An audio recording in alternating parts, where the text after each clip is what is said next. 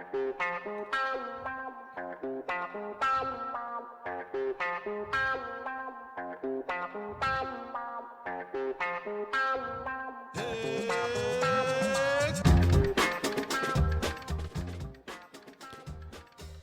what up? Welcome to Sub One's Music Corner. This is episode 3. Thought I'd talk about something that's been very near and dear to me all over the years. Something that's been a question that I get asked a lot. Not so much a question, but the topic that comes up a lot, is getting into DJing, specifically for street dancers. And so I thought I'd put down a video, my views, opinions, and some advice that I've, experiences I've gathered over the years, just as hopefully that can be of use to somebody. So basically, let's just put it, in some real world terms. You're a dancer.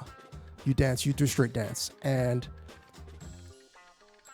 there'll come a time when, you decide that you want to DJ, and you start asking questions of people, or you may have some other ideas, or you just want to DJ in general. Usually it will be for dance battles, because in today's street dance culture, that is where the crux of the street dancers' focus is. Now, the thing that you should consider as a street dancer is to understand that, or just be aware, right, that dance is but one of the elements of something greater. Now today, in the modern society, there is a situation where the disciplines and sub-disciplines have become quite splintered. So to give you an example, we have hip-hop, and then we have one of the elements of hip-hop, which is breaking, and then in breaking, today we have, power move competitions, and I'm only, like Crash Bandicoot and stuff like that. And I'm only pointing that out as an example of the fact that, dancers will potentially enter, these things and see Crash Bandicoot and basically enter the culture, if you will, backwards. So we've heard many stories from, people who are much more older in years than I am. And we've heard about how their first introduction to the culture was at parties. Now, this isn't going to be one of those, know your culture, know your history, blah, blah, blah party things. But it's just good to be aware that they entered through that. And so most of the time, dancers you probably want to contribute to the thing that's giving you so much joy. You might decide to, do some media. You might decide to, take photos and videos. You might decide to DJ, right? And obviously you want to give back, which is wonderful, to the community that's given you so much. And so, for those who have particularly picked the DJ route, this video is for you. This episode today is for you. So I think the first thing that you need to keep in mind, right, is what is DJing? What is it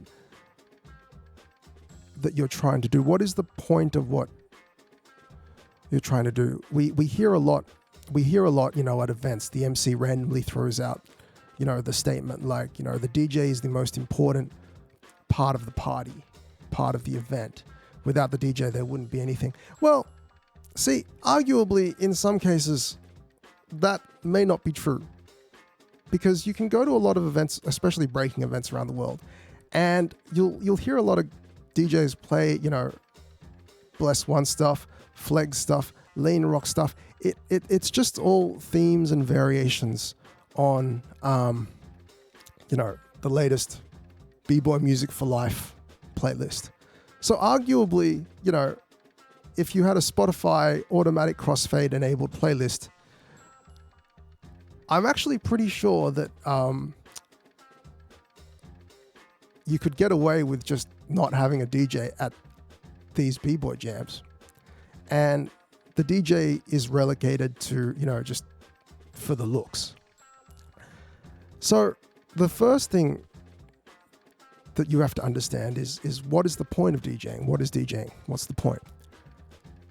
And the goal of DJing is to move others. Now, this might be a physical sense of the word, make people dance, make people move, make people nod their heads. It might be to move others in a sort of emotional, spiritual way, which may or may not lead to, physical dancing.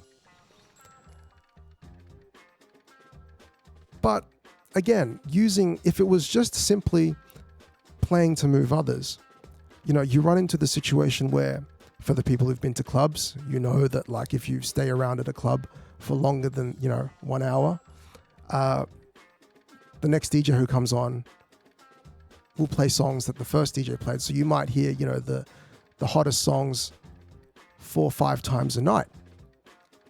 Now, of course, given, clubbing, most people, only stay at a club for an hour and a half and then move on when they think it gets boring. Not everybody stays for the whole event.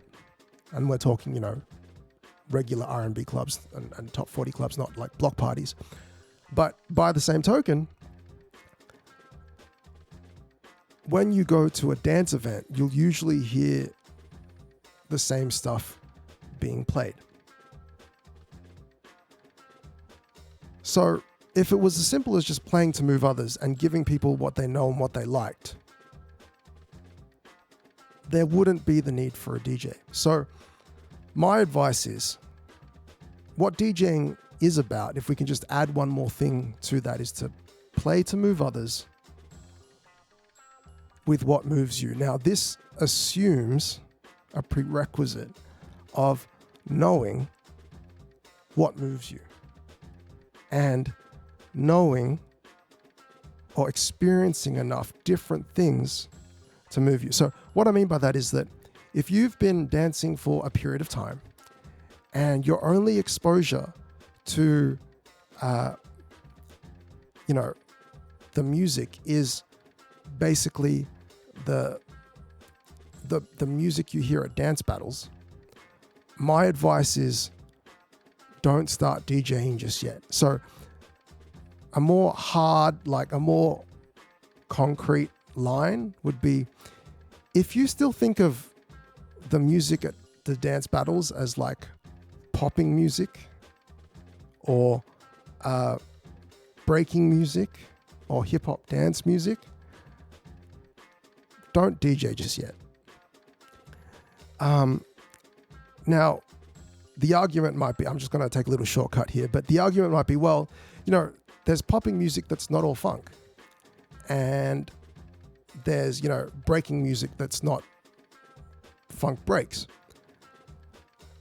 True, but the point there is that you're thinking in terms of it as popping music. Of course, you should play what you feel should be played. This is the playing what moves you, right? But when you think of it in terms of popping music, most people fall into the trap of just, playing what they've heard or looking for music similar to what they've heard. So DJing, as with any other artistic expression, is about self-expression. And that's one of the scariest points for DJs at any part of their career.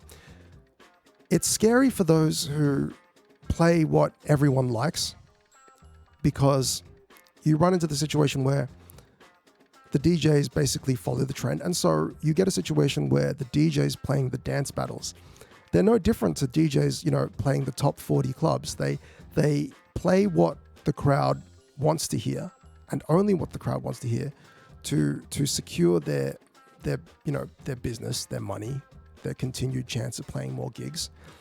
And what I found with these types of DJs, and these people do come up to me, privately, and we have a chat about it, is when I ask them, well, what do you like to listen to? Or I ask them, hey, play me something that you like.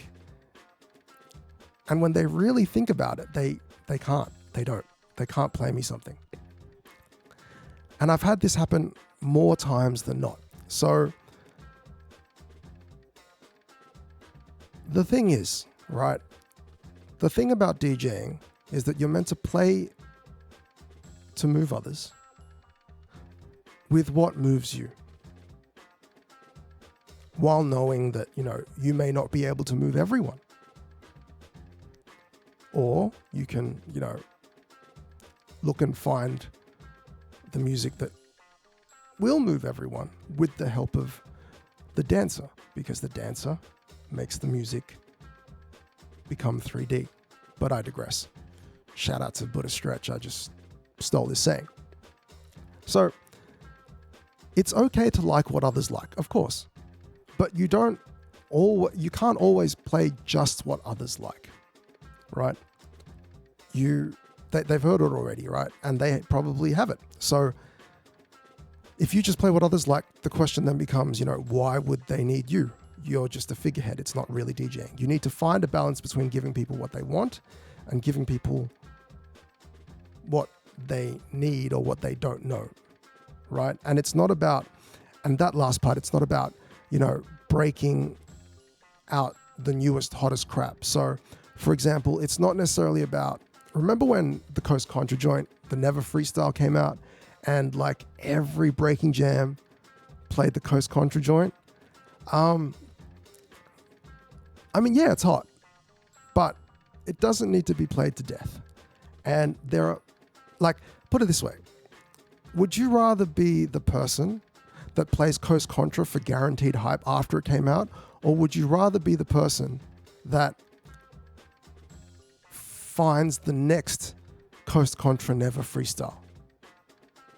Right? And I agree. One is certainly easier than the other. But hey, nobody ever said DJing was easy. My second piece of advice, a lot of dancers, street dancers, in the industry should understand, which is buy your own music. First of all, it supports the artists. I know that, in today's market economy, there's streaming subscription services. But I've spoken on in a previous video before, there's always downsides to streaming. And also the artists don't get paid enough. And you need the artists to get paid, because otherwise they don't produce music. It's the same with dancers. You dance and you expect to be paid your worth and your value. And,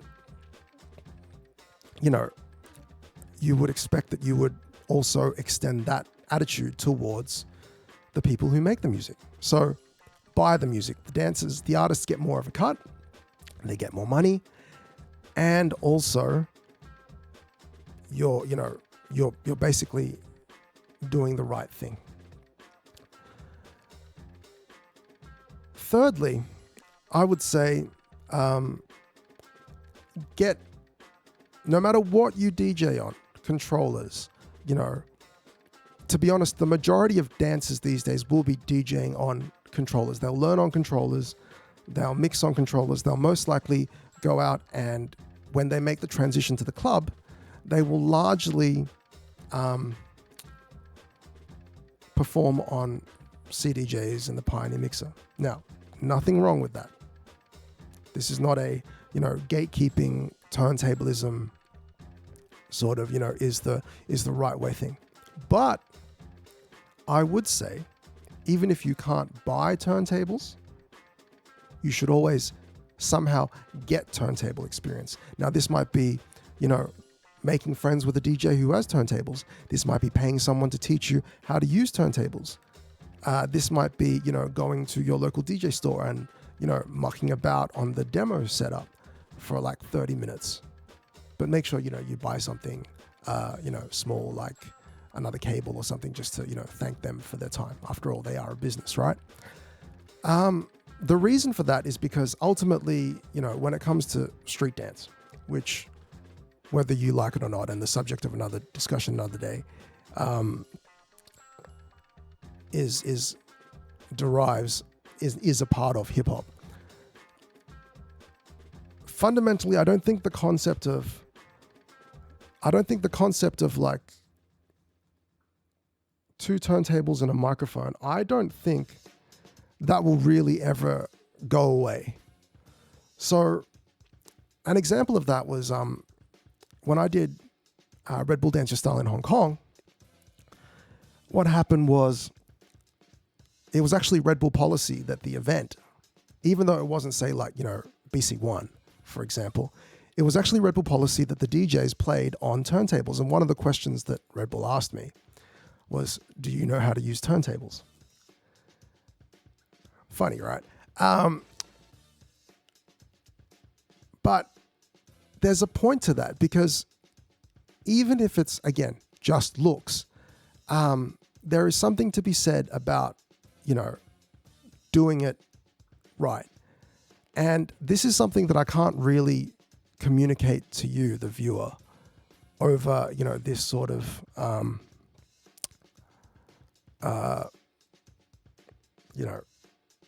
computer screen and this video. It's something that you really need to experience for yourself, the usage of turntables.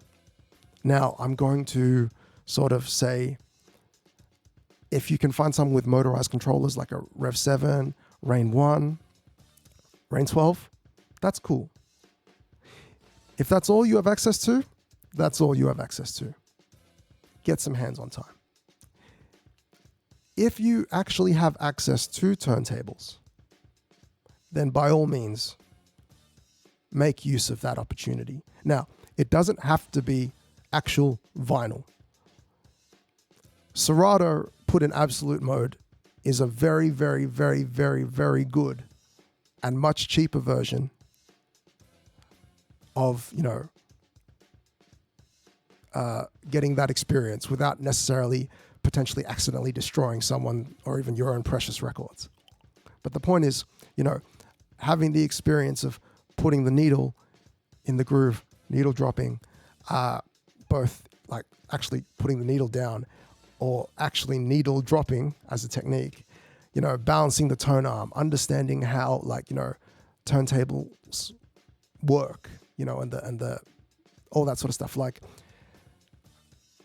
yes, I understand there was a period in music of time before turntables, the tape decks and the reel-to-reels. But for a starting point for the modern day today DJ, turntables. And the reason for that is that we take it all the way to today's, modern times. And what's going to happen is one day you, the street dancer, are probably going to start off playing your own dance styles battles. But then one day, as time passes on, you're going to collect music, because as a DJ, that's what you're expected to do, and that's what you're told you're expected to do. And then what's going to happen is you are one day going to play an open styles dance battle. Now, this again is a little bit off topic. Pro tip for you.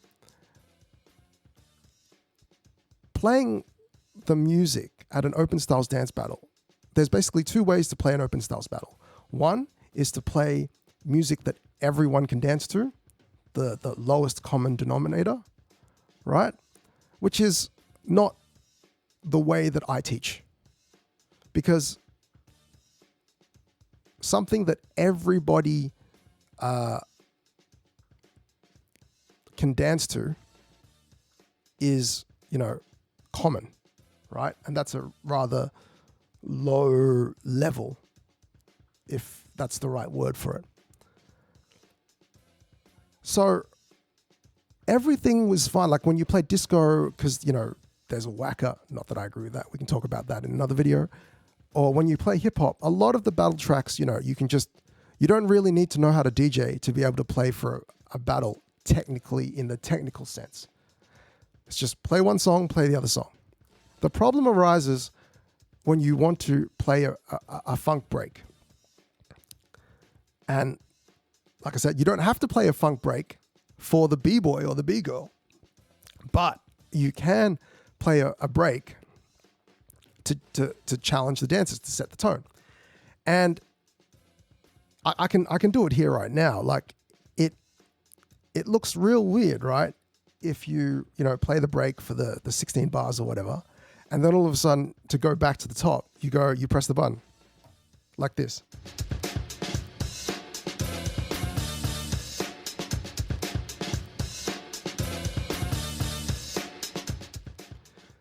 I mean, if you think about it from that demonstration at large, like these things on the side of it, they kind of become redundant. And on that note, on that turntable experience note, a lot of people like scratch, right? They do the zigga zigga, the baby scratch, the zigga zigga, before they drop the beat. First of all, don't be like every other DJ that just knows how to go da da da da and have it sound really bad because it's not at the right point or whatever. And secondly, if you don't have turntable experience, you don't understand the pull and push and the swing of the hand movement that makes the zigga zigga sound unique. And you get that from turntables. And then after you understand the motion and the feeling, you can then transfer that onto your controller. So the fundamental movements of turntablism and that style of DJing, because we're talking about street dance and playing for street dance music and battles and events, does still come from the root turntable techniques. Now, obviously, if you're doing something like a whacking contest where it's straight disco or a house contest where it's straight house, these things don't necessarily apply. However, again, even the whackers and the houses who DJ those things eventually one day in their respective communities will be asked to DJ an open styles. And at that point, just as, you already know that you need to respect your style and, follow the conventions, right? And the etiquette of your style, you should also follow the convention and etiquette of the other styles that you're playing for, which is why at some stage in your journey, you're going to have to get some turntable experience. Now, another thing is, I would say, when it comes to DJing, this goes back to the first point. You need to be aware of the fact that you can't play just, what everybody is listening to right now. It doesn't work. And I'm repeating that point again because just like how B-boys and B-girls have their signature moves and dancers have their signature style, when it comes to street dance DJs, your signature style is not defined by how you play it. It does matter, but it's more importantly defined by what you play. So a DJ, right, plays to make people move, preferably with what moves them, which is what you play. And then after that comes how you play it. So if you end up playing the same thing that everyone else plays, just like dancers without their own personal style, it's not very memorable. And you don't catch people by surprise and you don't make a lasting impression. if you're planning to DJ, right, and you are coming from that street dance world where it's just battles and it's everybody sitting around or standing around watching the two people in the circle, you have to understand that while that's one dynamic. If you go to the club, if you go to the party, if you've ever gone to an EDM festival, you understand that it's everybody moves unless you're, high on pingers, but that's a separate story.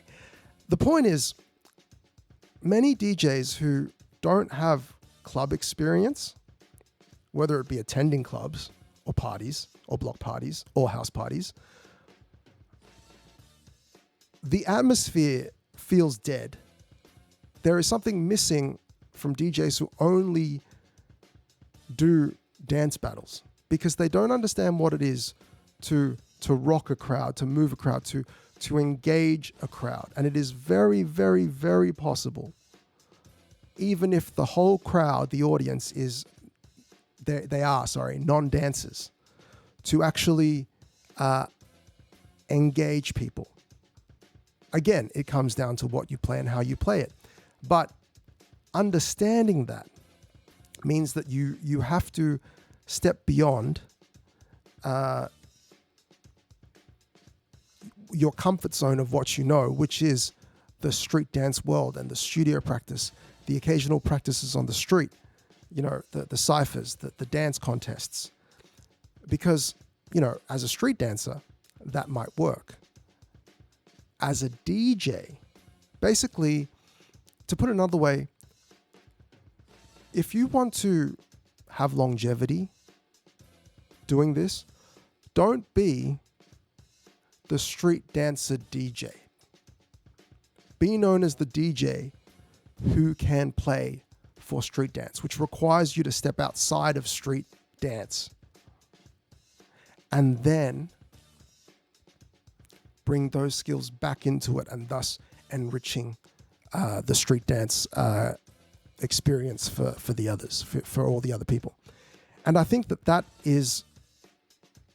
those are basically the biggest pieces of advice I have for people who really, really want to learn and become and take the step towards becoming a DJ.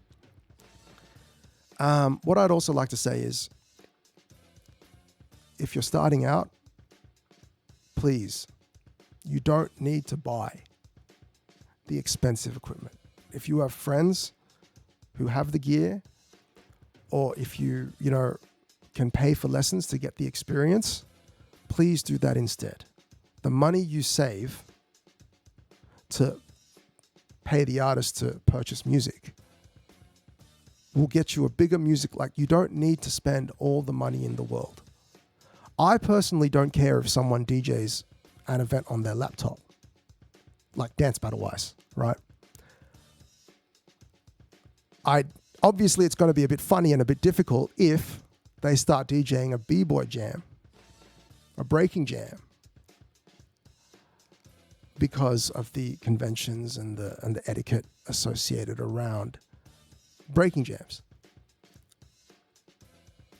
But that's still, the how things are played aspect. When you're starting out, understanding what a DJ is will give you the answer to what to play.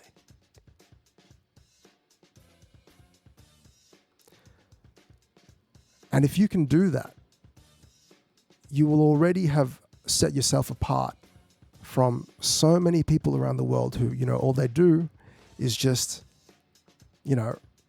play the same stuff they hear at summer dance or just debut, be the people in the comments, be like, what is this track? What is this Judge Showcase track?